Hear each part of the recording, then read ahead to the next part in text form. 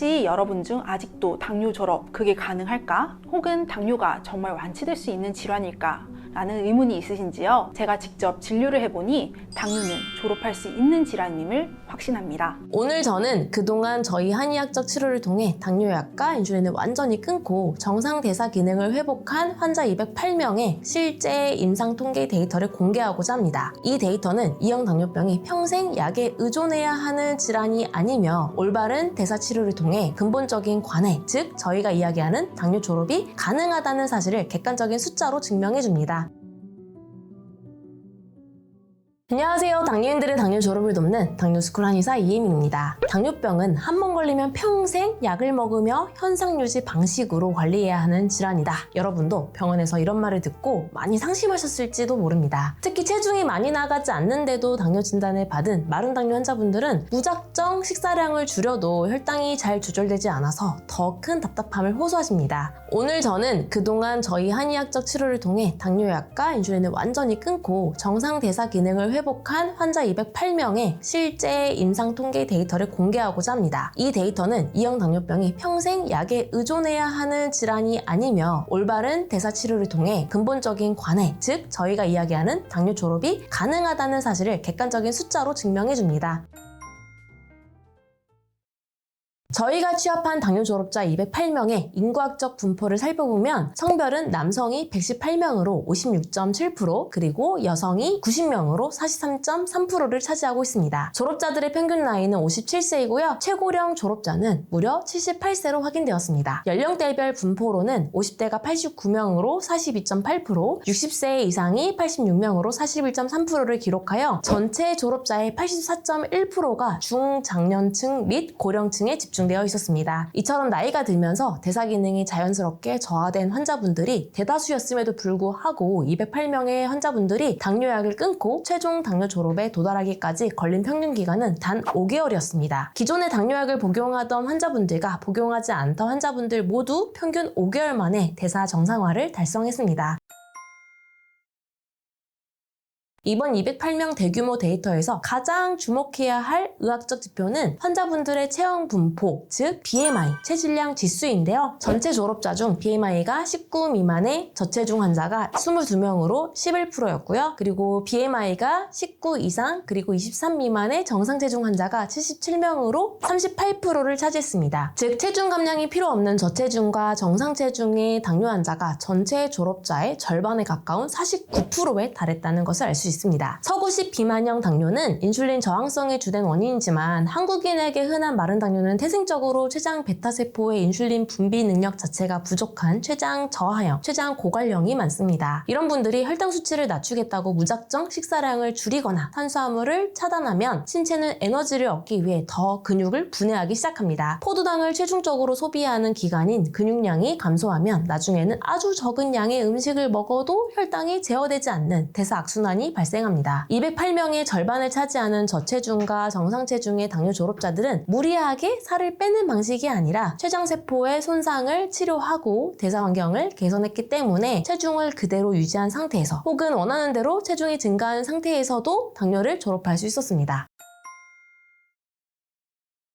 이러한 데이터의 치료 기전은 제가 국제학술지인 Innovations in Acupuncture and Medicine에 발표한 임상 연구 논문을 통해 과학적으로 뒷받침됩니다. 이형 당뇨병 환자들에게 6개월간 혈당 개선탕을 투여하며 추적 관찰한 결과 환자들은 체중이나 체질량 지수의 변화 없이도 당화혈색소 수치가 유의미하게 하락했습니다. 치료 전에 환자들의 평균 당화혈색소는 8.85%로 매우 높은 상태였는데요. 3개월 시점에 7.51%로 감소했고요. 그리고 6개월 시점에는 평균 7.01까지 하락했습니다. 6개월 동안의 절대적인 감소치는 약 1.84%포인트에 달합니다. 이와 함께 인슐린 저항성 및 간세포의 염증 상태를 보여주는 간효소 수치인 ALT가 45.82에서 40.34로 감소하여 정상 범위에 진입했고요. 그리고 GGT 수치 역시 31.92에서 23.89로 약 25% 감소하며 간의 당 대사 기능이 정상화되었습니다. 중성지방 또한 170.25에서 정상 범위인 144.33으로 줄어들어 심혈관 합병증의 위험 요인까지 동시에 유의미하게 개선되는 결과가 확인되었습니다.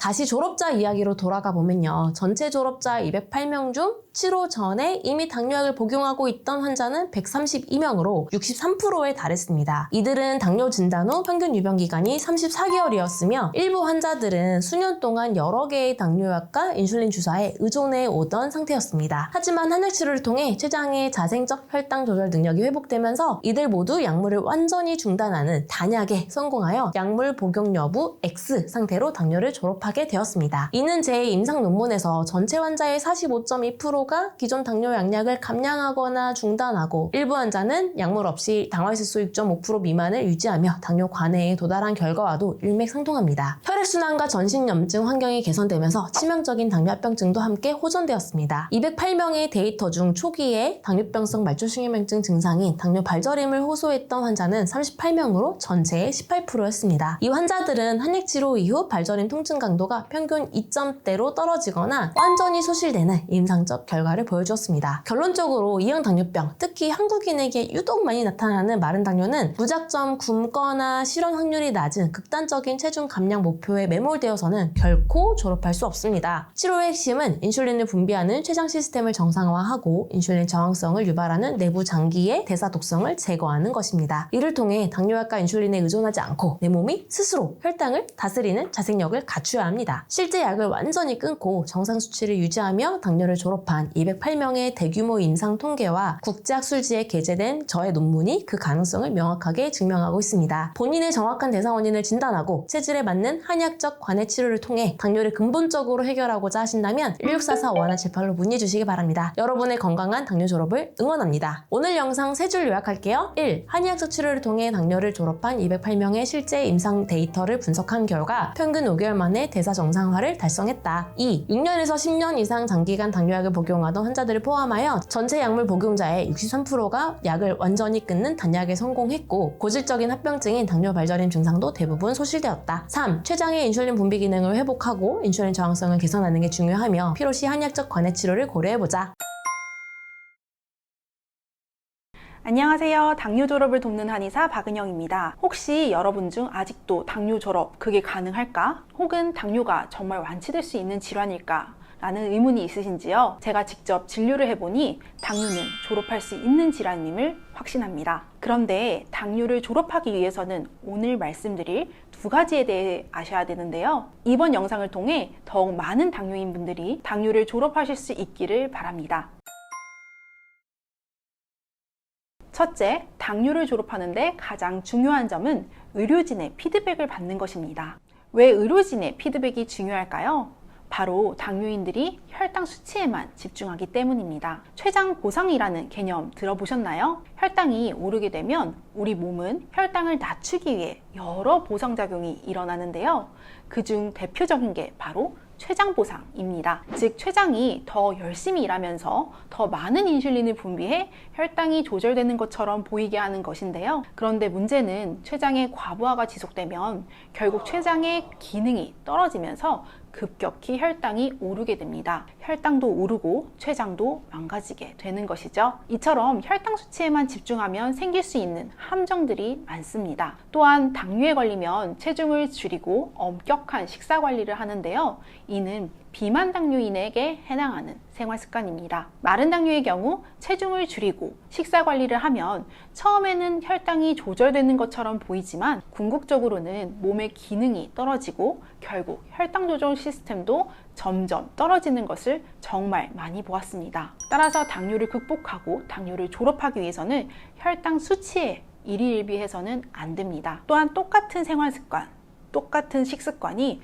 결코 정답이 아닙니다. 혈당이 오르는 근본 원인에 대해 이해하셔야 되는데요. 내 몸 스스로가 혈당을 조절하는 시스템을 회복하기 위한 각자의 생활관리 비법을 실천해 가셔야 합니다. 마른 당뇨인의 생활관리 비법과 비만 당뇨인의 생활관리 비법은 다를 뿐 아니라 간 기능 저하에 따른 혈당 상승과 소화 기능 저하에 따른 혈당 상승의 생활관리 방법이 달라지게 됩니다. 비유를 들자면 이번 중간고사만 잘 볼 것이 아니라 결국 대학에 합격할 수 있는 공부 습관을 만들어야 하는 것처럼 당뇨를 극복하기 위해서는 혈당에서 벗어나 의료진과 혈당을 오르게 한 근본 원인을 함께 찾아내고 이에 대한 생활 관리 방법을 배우고 함께 실천해 나가셔야 합니다.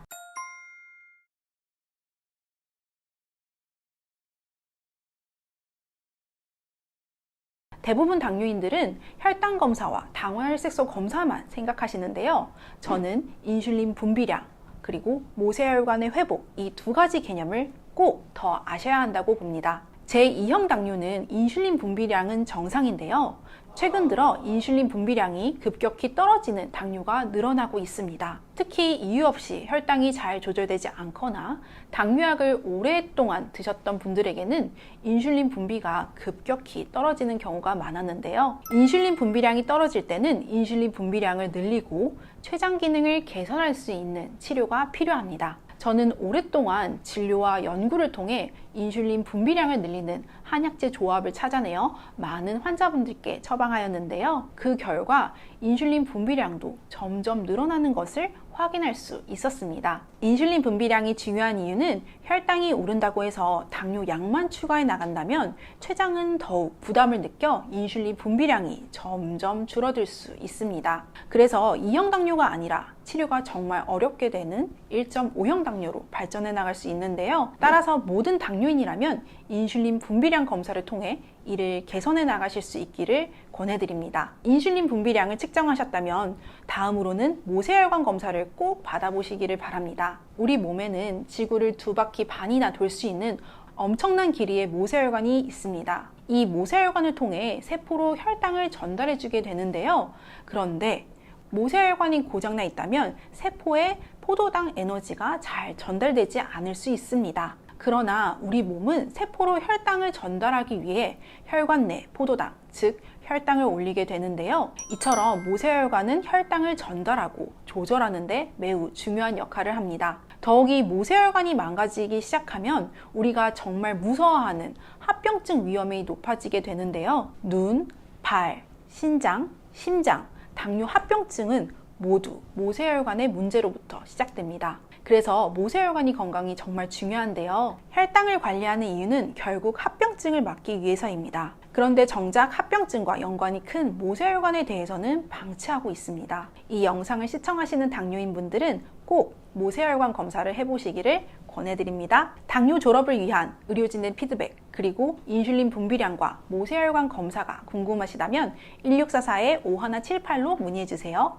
자세한 상담 도와드리겠습니다. 오늘 영상 3줄로 요약해드릴게요. 첫째, 당뇨를 졸업하는데 가장 중요한 점은 의료진의 피드백을 받아들이자. 둘째, 인슐린 분비량과 모세혈관 검사를 받자. 추가로 오늘 말씀드릴 내용을 포함해 당뇨를 극복할 수 있는 비법 20가지가 담긴 편지를 발송해 드립니다. 매일 아침 9시에 발송해 드리는데요. 여러분의 당뇨 극복에 나침반이 되어줄 것입니다. 무료로 보내드리니 꼭 신청해 보시고요. 아래 고정 댓글에 있는 링크를 눌러 신청하시거나 1877-8125로 전화를 걸어 전화 한 통으로도 간단하게 신청하실 수 있습니다. 감사합니다.